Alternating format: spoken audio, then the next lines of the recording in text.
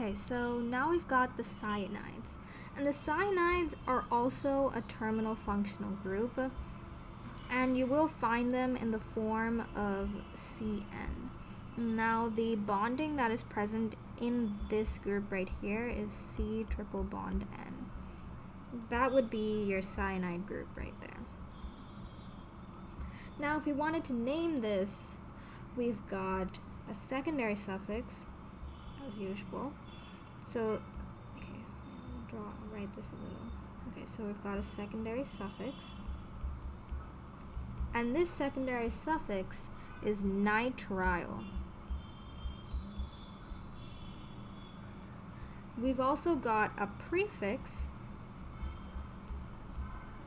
which is cyano.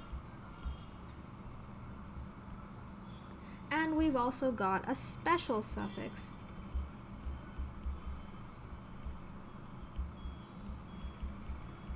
which is carbonitrile.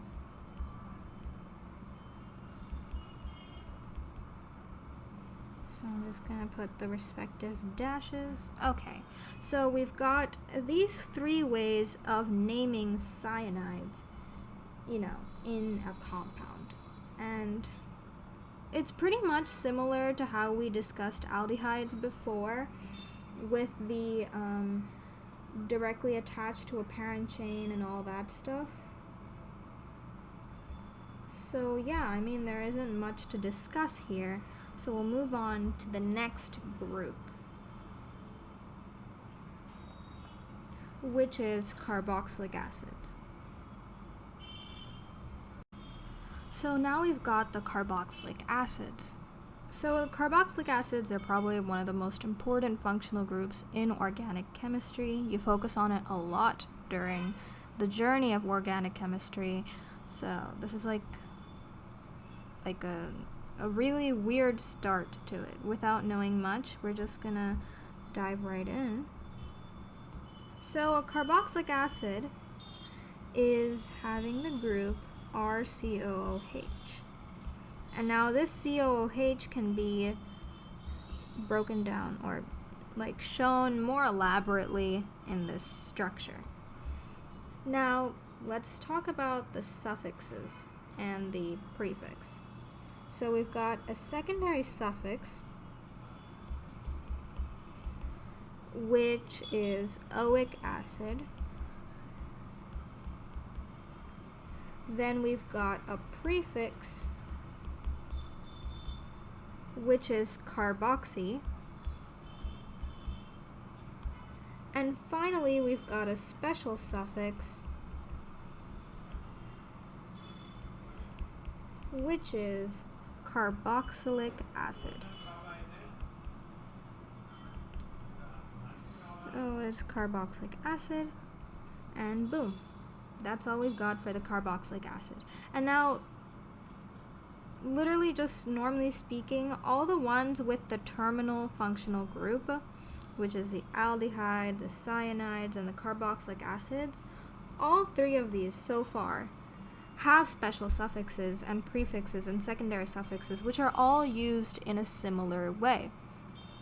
Now, the special suffix in each is used in the same case, except here there won't be a CHO. That's the only difference. Now, these all, since they're terminal functional groups, the naming of them would be pretty similar, like the cases in which we use different suffixes or prefixes. So, there isn't really much to say here because, it's pretty simple after that. Now, another thing I want to mention is that even though we've learned the IUPAC names, we are going to still learn some of the functional groups, it's also important to learn the common name as well, because those common names could be given at any point in a question or an exam, and if you don't know what they mean, then it would be pretty difficult. So just, look out for common names as well. For example, if we were to go with a carboxylic acid, if we were to go with a 3-membered carboxylic acid, which is CH3, CH2, COOH, This, according to our normal IUPAC naming, would be propanoic acid. So propanoic acid. This is IUPAC, by the way. Now, if we were to go with the common name, this would be propionic acid. So this is a common name. Now, some of the common names and IUPAC names are pretty similar, and it's easy to get confused with them, like this. But for the most part, you'll be all right. So just keep out for the common names as well. Okay, so now let's go on to the carboxylic acid derivatives. And these derivatives, there are like a few. There are 5 of these derivatives that we need to, take care of. So the first derivative of a carboxylic acid is an ester. So we're going to talk about esters right now. Now, an ester is in the form of RCOO. R dash, or whatever the other one is. This is a form of an ester. And now this group right here could be given in the form of this. Now this group right here is what we call a terminal functional group. Now that group is also terminal, and hence we also have the same format, basically a secondary suffix, a prefix, and a special suffix. We've got all 3 in this case. So now let's move on. The secondary suffix for this is 08. So, I'll give an example for this, but let's first finish the naming thing. So the prefix for this would be alkoxycarbonyl. There are 2 actually, so this would be alkoxycarbonyl or carbalkoxy. So either one of these would work. Now our special suffix would be something like carboxylate.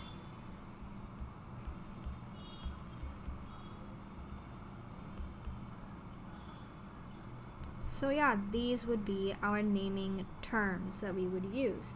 Now this 08 right here could be used in a different way. Like, for example, if I have this right here, this is my compound. So let's look at this compound here. Now, if we were to just glance at this, we would know, actually, before I tell you what we should know, an ester is a combination of an alcohol, so an alcohol, and an acid. Sorry, I spelled acid wrong. Okay, an alcohol plus an acid would give us an ester. Just remember that. So there is an acidic part or carboxylic acid part, and there's also an alcoholic part in this compound, or in an ester. Now, if we were to look at this compound right here, we can see that there is a carbon here. And this carbon is a part of the ester function group. So the carbon which is a part of the ester functional group is the carbon which came from the acid. So this is a carbon which came from the acid.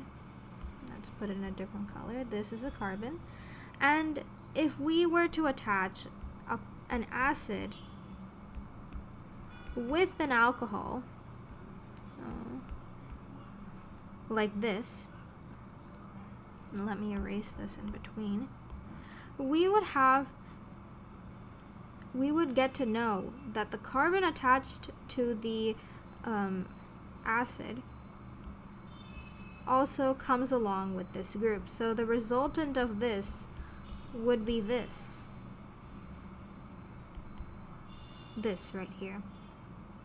So that's something you need to know.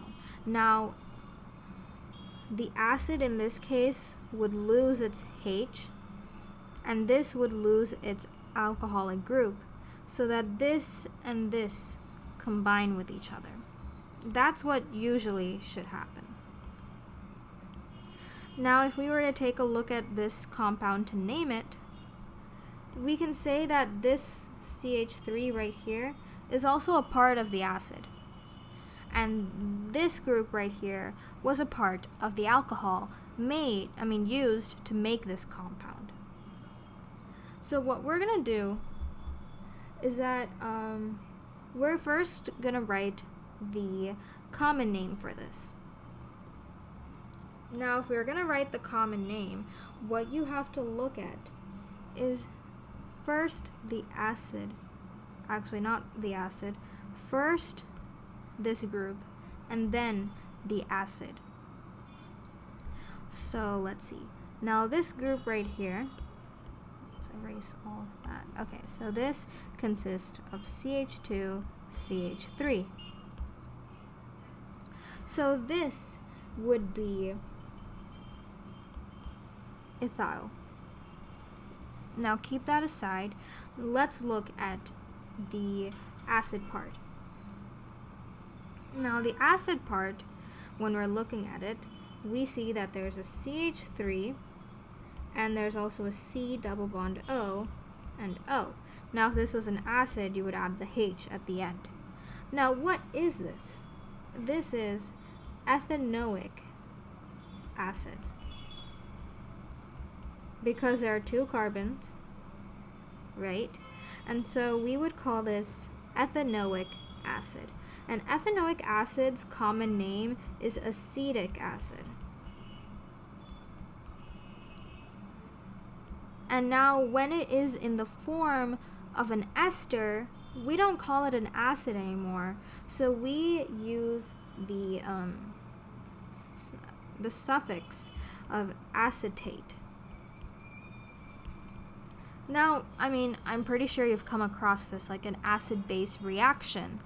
And when you're coming across an acid-base reaction, such as NaOH plus HCl, where NaOH is sodium hydroxide and HCl is, hydrochloric acid, you would form a salt along with water, right?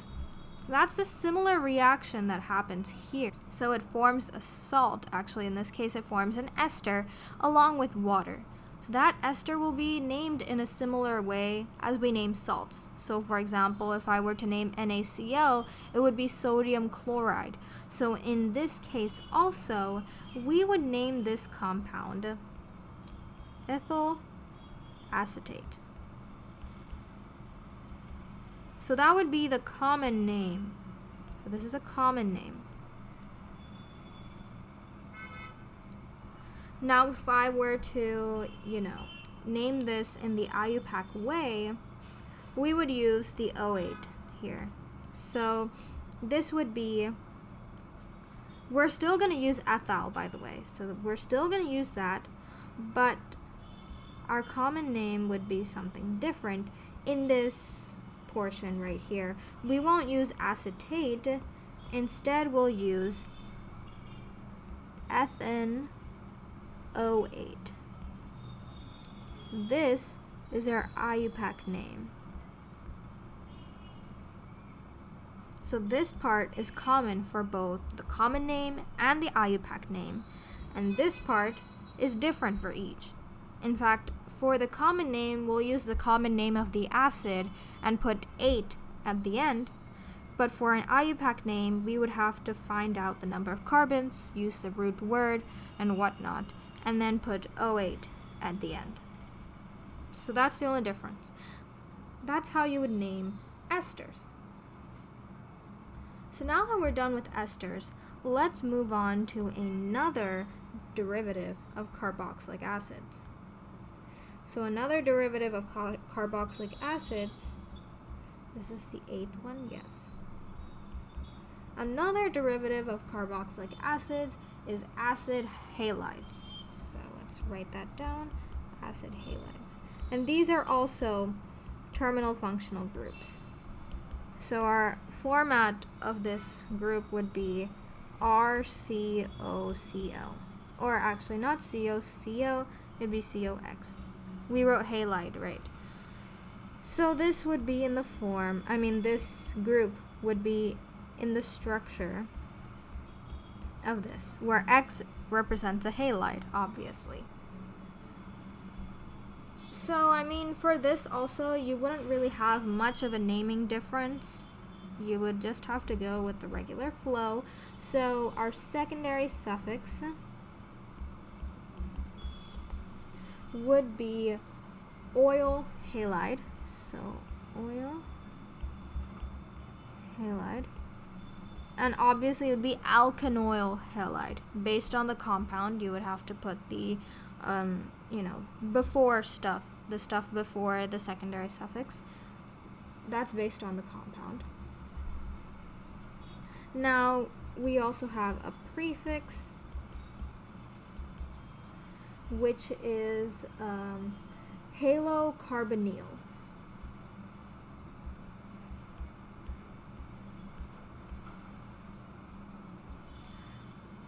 And we also have a special suffix,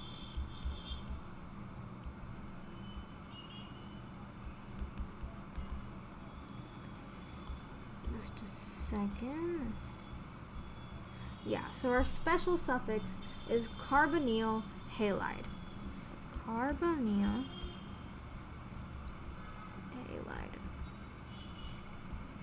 Okay.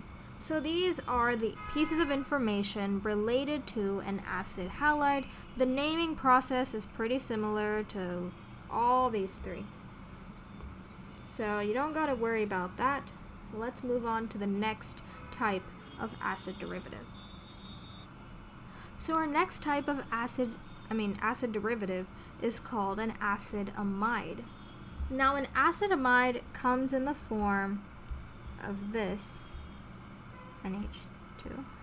And this group right here could be in the structure of this. Now, as you can see, this carbon double bonded oxygen is common for all of these acid derivatives, along with acid, and for aldehydes and ketones as well, which is probably why we study them all together. So anyway, now we can talk about the secondary suffix, which is amide. We've got a prefix, which is carbomyl, not carbonyl, carbomyl. So just take care of the spelling, carbomyl. And we've also got a special suffix,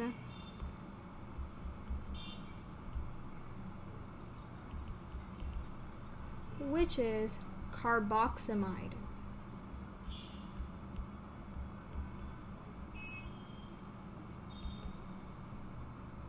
So yeah, those are our naming devices that we can use when we're naming acid amides.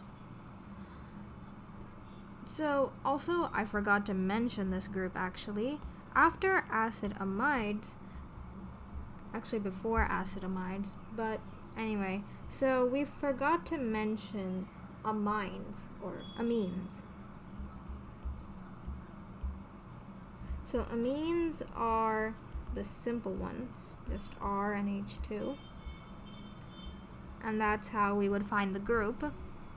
Now for this, we've got, a secondary suffix, the usual, which is amine. And we've got a prefix, which is amino. Now for this, we've only got these two, and that's because this is not a terminal functional group. It's just here in this case, you can find it as a terminal functional group, but it's not. I mean, this is a primary amine. A secondary amine, okay, wait, let's write all of these. So this is primary amine. A secondary amine would be something like this. So this is secondary. And a tertiary amine would be something like this. That's tertiary. So, you know, you can connect the dots and find out the names of each of these amines.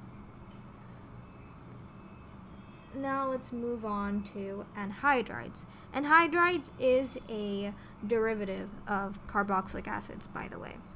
This was just a small interruption in between. So let's go on to anhydrides.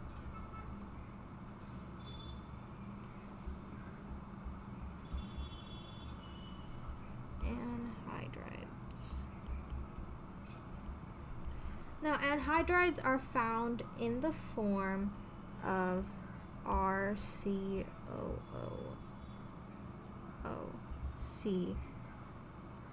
and you know, R dash or whatever.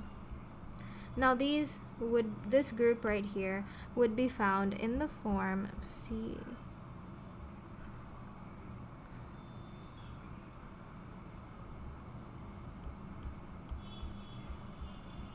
Like this.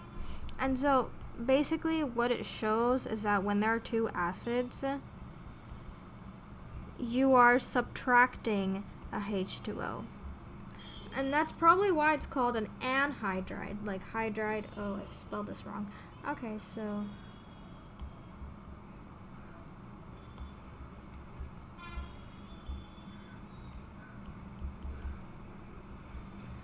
I mean, you know, you're taking away hydrogen, so kind of makes sense. I mean, sorry, a water. You're taking away a water molecule.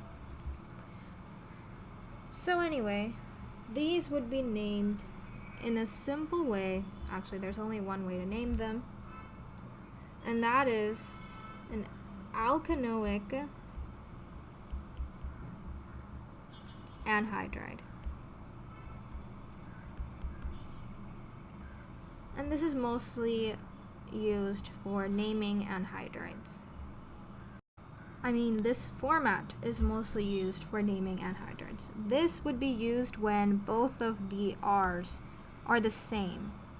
But if we had like different R's or different groups, we would just use alkanoic anhydride. So 2 times.